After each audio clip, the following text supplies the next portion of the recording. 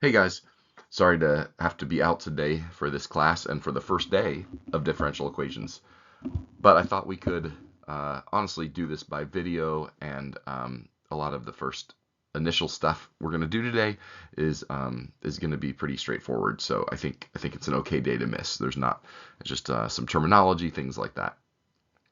Before we get started, I did want to say that we'll wait on the new seats until I get back.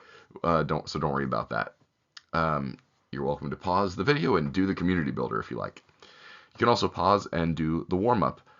And I just want to make sure we're clear here. By solve the differential equation, we mean, like, Mr. Chase, do you just mean we're going to integrate? Yeah, in this case, when you have like dy dx equals some expression of x involving x on the right side, this is just an integration problem. But, there's a sense in which we are solving a very simple differential equation. So whether you can integrate that or not is another question. It might take you a second to remember how to do that. So take a second if you want and pause and try to do that. Okay, so when you're ready, I think it might be a helpful tip to realize that you can rewrite the denominator in the way I've written here with that 2 factored out of the square root. And then it's starting to look, if you didn't already see the pattern already, it's starting to look a lot like the derivative of what? The inverse sine function. That's right. And honestly, if you just try this, I mean, the way I usually do u substitution, you know how I roll with at least kind of somewhat straightforward u substitution, is I do it by kind of inspection. I say, let's try just like writing down inverse sine of x over 2. So we take the derivative of that, we get 1 over the square root of 1 minus x over 2 squared, and then afterward we still have to multiply by a half, and lo and behold, that just is, along the way I was expecting that I would need an extra constant somewhere in there to take care of business. But in the end, actually the 1/2 is exactly the factor I needed. It just so happens, right? So I think it's been a while, but I think you have done that integral before in your life probably. And that is the solution to your very first differential equation. As if you like, it's not much of a differential equation, but it's a good reminder that that's what that is. Okay, good. Let's. You'll also need a book. Yeah, on the last slide, I just want to. I'll mention that. I'll get you books soon. Okay. So we'll work on that. Promise. This is the advertisement, by the way, I give for differential equations in our course thing. Somehow the fonts have gotten messed up, but we'll go with it. And it's good to see what it is that we're advertising that this course is going to be. Hopefully we'll accomplish some of the things you're seeing here in the course to come. We're starting differential equations, you guys, like today. So I just thought you'd like a little bit of an overview of the course. So let's take a minute to do that. Think about what we're going to be learning. Actually, I think I have a nice way of doing that with a video I'll share in a moment. But yeah, so some of those units that you just saw coming up on the slide there, you're going to be able to learn lots of good stuff here. Okay, we're going to introduce first order differential equations, and in this chapter, we're going to do chapter 1 and 2 together. We're only going to do like 1 or 2 sections from chapter 1 and then get into chapter 2. We'll combine them. Today we're going to look at section 1.3, which is classifying differential equations. And we're going to learn how to classify differential equations. Before you're done, you're going to know how to do that. And you're going to learn some important vocabulary about differential equations along the way, some real world uses already for differential equations, where they might pop up, how they can be powerful. Just get some context for differential equations. And then also learn what it means for a function to be a solution to a differential equation. So as we introduce the idea of differential equations, we want to emphasize the fact that basically everything in the world can be modeled using differential equations, because a differential equation is an equation that relates quantities and their rates of change. Well, everything can be spoken about in such a way as to say how much you have of it and how much it's changing, right? Like that's basically describes everything in the world. So it's very powerful with lots of broad applications.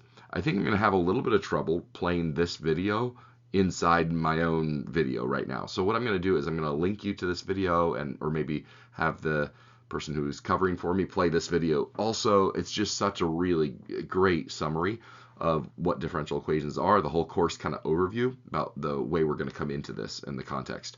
And I think you're going to really enjoy this video from a friend of mine, Matthew Wright at St. Olaf College. He's a professor there, former roommate of mine and co-author, and I was in his wedding. Anyway, we're very good friends.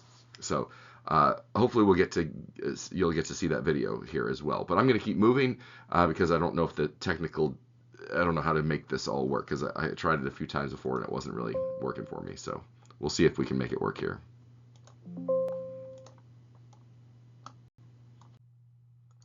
So a differential equation, let's get a little more technical now, is an equation that contains the derivative of one or more dependent variables with respect to one or more independent variables. And this is what we mean by a differential equation. And obviously that's kind of a pretty straightforward idea of what a differential equation is. It's an equation that has differentials in it, right?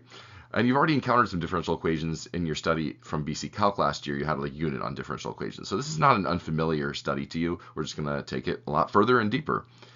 Obviously, we've already seen, and if you watch the video from Dr. Wright, then you know about some of the broad applications that he mentioned. Lots of different things, such as lots of physics inspired. The whole course of differential equations is really kind of inspired by physics, right?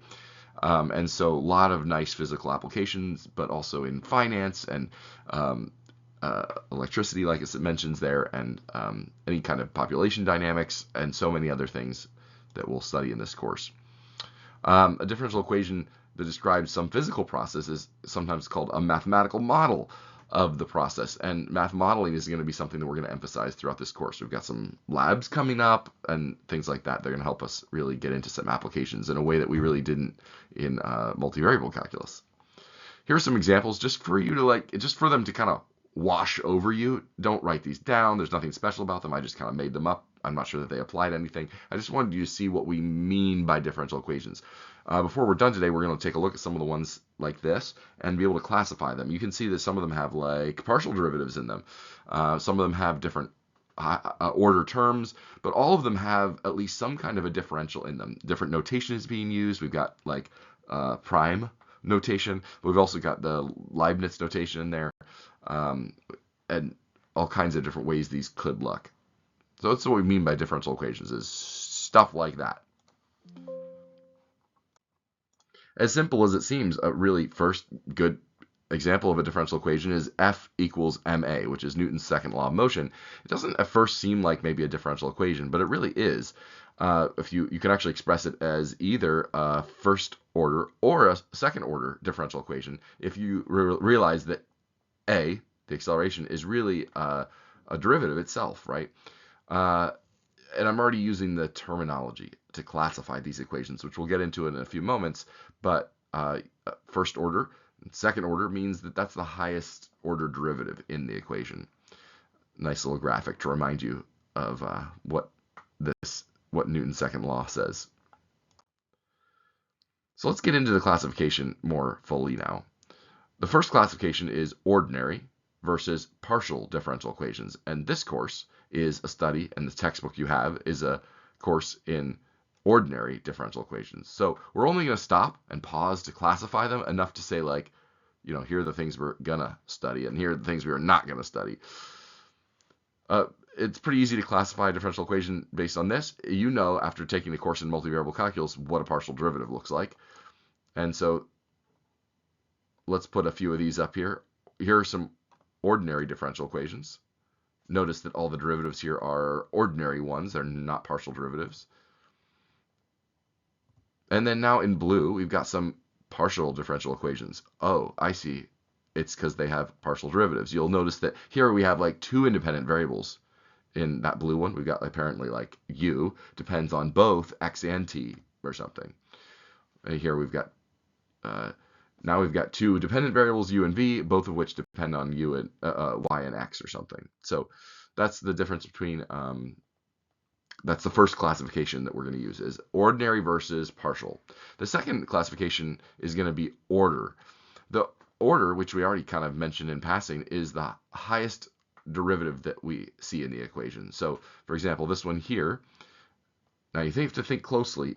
look closely at this and think hard, because it might be tempting to be distracted by the third power in the middle of the equation. But the highest derivative you see is notice the blue term is 2. Isn't the highest derivative you see a second derivative? Okay, so that's actually a first order term, even though it's like being raised to the third power. It's only a first derivative in red. So this is the second order term here. It's a second derivative. So that equation we just looked at is a second order differential equation. The last classification that we want to look at is linearity, linear versus nonlinear. And linear, this is a little bit of a mouthful, but we want to be able to express if it's really linear, then it should be able to be re-expressed or manipulated into the following form, right? Where we have a function of x times y, the nth derivative of y, all the way down, kind of a almost, I hesitate to say polynomial, because those are not, again, y, n, etc. Those are derivatives of y, right? Now, there are a couple things that might throw you off when you're thinking about linear versus nonlinear. A linear differential equation can be written in this way. So what, it's kind of general, are those, notice those coefficients in terms of x? There's no restriction that those have to be kind of linear. The coefficients just have to be any function of x you like. So those could be all kinds of nonlinear things.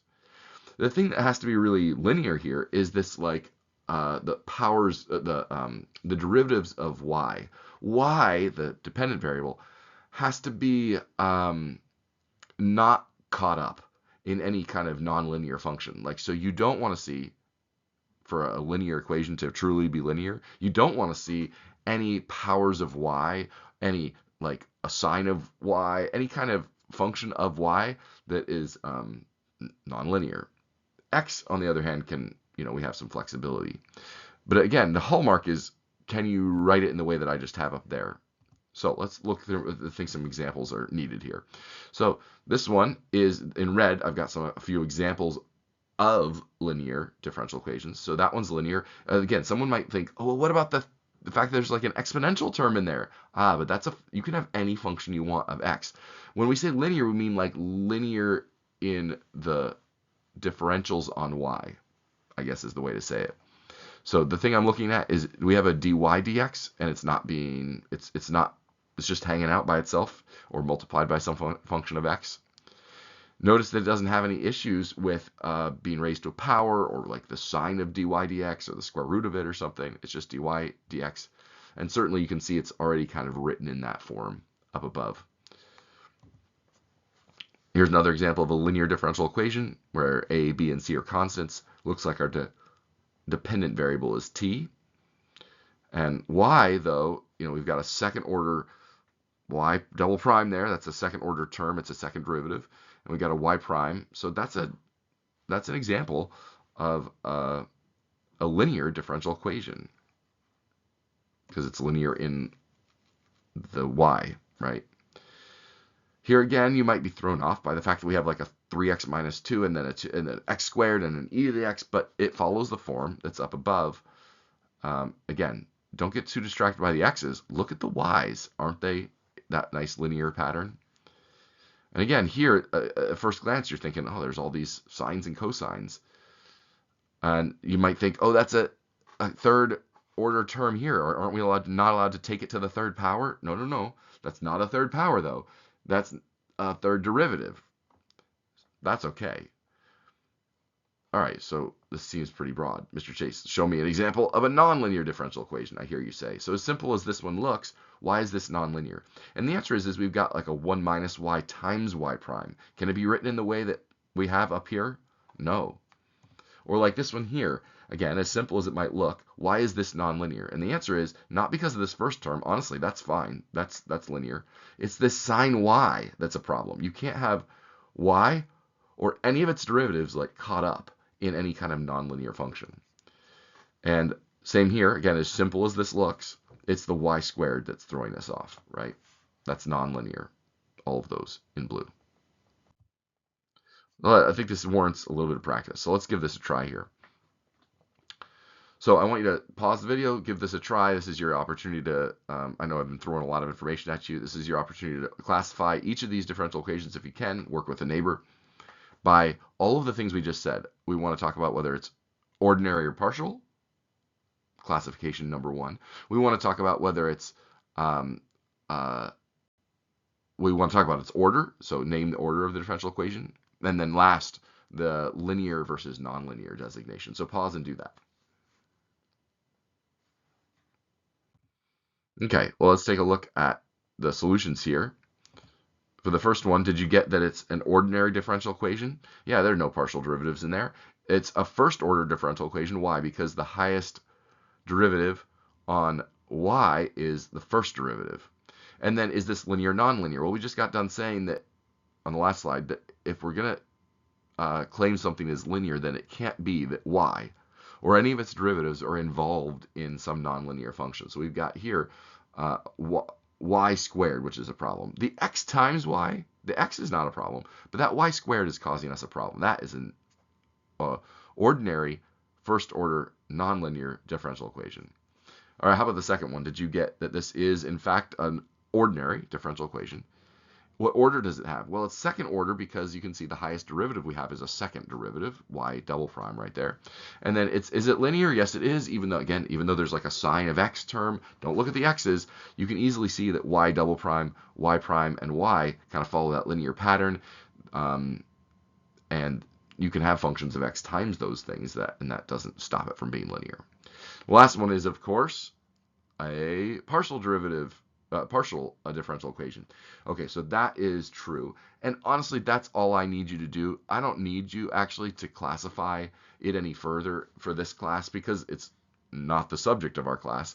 But it is possible to actually provide a description of such an equation and classify it in similar ways. There's some additional classifications you might want to use when you're talking about partial differential equations. But certainly the order and the linearity is still something if you want to think about it. I don't think I'll go into too much depth about why. Some of you might not like the fact that there's like two independent variables, x and y, in that equation, for example, and like what's going on there? So all I need you to say is that it's a partial differential equation. We won't say more than that, I don't think. All right. Let's talk about the solution. If you watch the video from Dr. Wright, then you already know what we mean by this, but let's give it a try here. What do we mean by a solution to a differential equation? We mean that it satisfies the differential equation. And like he said in his video, even if you don't know how to find the solution, like here's an example, you don't have any idea how to solve that differential equation yet. On the right side there, this 4x squared y double prime plus 12xy prime plus 3y equals 0, right? It's kind of a complicated differential equation. Eventually, we will show you how to solve that in this course. But for now, is it easy if someone comes to you with a purported solution to check whether it is or isn't right? And the answer is, yeah, that's easy to check if you have like a candidate solution. So let's give it a try. What are we going to need? We need the function. There it is, because we're going to substitute that in for the y. But it looks like we're going to need the y prime and the y double prime. So let's start by finding those things. So here's y prime and y double prime, and now we're going to make those substitutions. And you can feel free to pause the video and give it a try yourself. It's quite satisfying. This is a solution, so you're going to see that if you plug that in, the red, the blue, and the green, where they go, and kind of collect like terms and work it all out, you will in fact get 0 here. Hooray. Okay. So is that a solution? Yes, it is. We can see that it satisfies the differential equation. Good. One additional conversation might be to say, and I don't want us to worry too much about, don't lose sleep over this yet, but why did I include that x is greater than 0? Here it's a pretty simple explanation. There's going to be some deeper things that we talk about in the future, but can you just see that the functions, both y and also y prime and also y double prime, are all undefined? There's that like 1/2 power baked into all of those, and so that's not defined for negative numbers. It's a square root, right? It's involved there.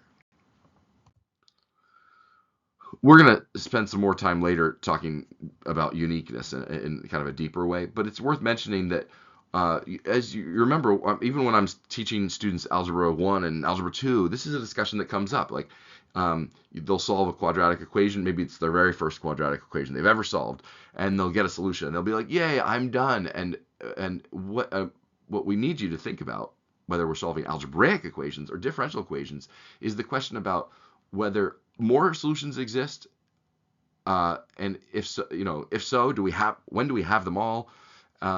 Or is there a unique solution, right? We want to make sure that we've thought about that, right? Do solutions exist at all? If they do, how do we know we've got them all? It turns out that on the last example I just gave you, I gave you a solution, but that doesn't mean you're done, right? Does that mean that there couldn't be other solutions? In fact, it turns out that these are also solutions to that differential equation. There are, in fact, an infinite number of solutions to that differential equation. And it's just worth mentioning already from the get-go in this course that needs to be a part of our conversation throughout the course, this idea of like unique solutions. We might have found a solution, but how do we know there aren't others? It's really important that we identify other solutions if they exist, because if your goal is to create a math model with your differential equation and you're going to solve that differential equation, you're hoping that your solution has predictive power, right? And so if there are two solutions, we better know that, right? Because maybe we think that the behavior of our system is going to go a certain way, but if there's another option, it might go that way instead. So it's got some real world significance, the uniqueness question. Initial conditions I think this is a vocabulary word you've thought about before in your previous study from calculus last year, but sometimes we'll provide not only a differential equation, but also initial conditions that go with it. Lots of vocabulary today, I apologize. The general solution to a differential equation is the most general form the solution can take, and we don't take any initial conditions into account. So, we'll have a constant of integration in there maybe. The particular solution to a differential equation, or an actual solution sometimes it's called, is something that not only satisfies the differential equation, but also satisfies initial conditions that might be given. Sometimes, as you even probably remember from your BC calculus studies in differential equations, sometimes we get solutions that are implicit solutions, and sometimes we can solve them for y, and sometimes we can't. Sometimes we don't care to. But when we can, we sometimes try to if it's not too hard. And we might write y equals f of x, right? If we can write a solution that way. Not a requirement that we always do that, though.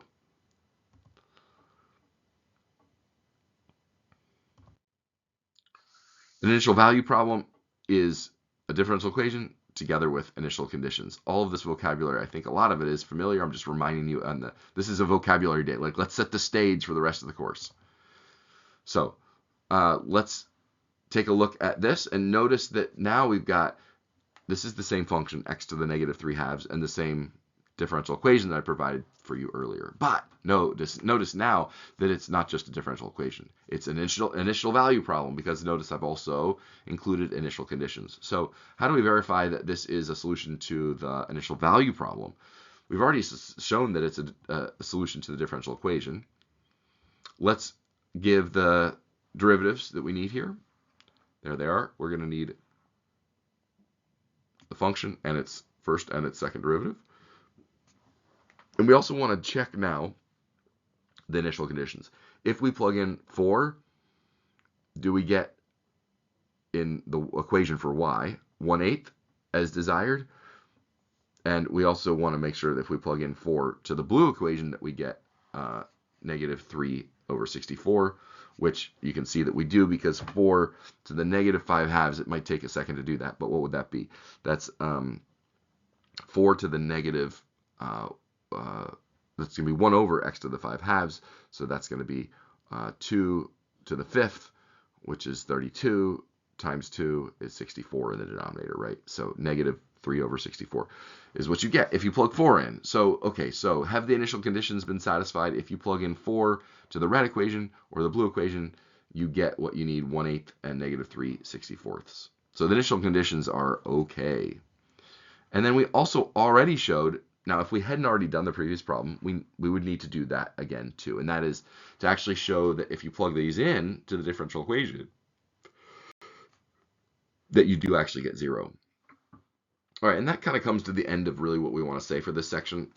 Sorry, this has been a little longer than I meant to be this video, but I think just we're gonna don't write any of these down. But I think it's worth just kind of ending by looking at these differential equations to see where you could go in life if you were interested in pursuing differential equations in all these other contexts. It's good to see how widely applicable they are. So let these wash over you. Some of these maybe you've seen before or you've heard about them. And we've got some nice, some nonlinear things. We've got some second order differential equations. Here's some more.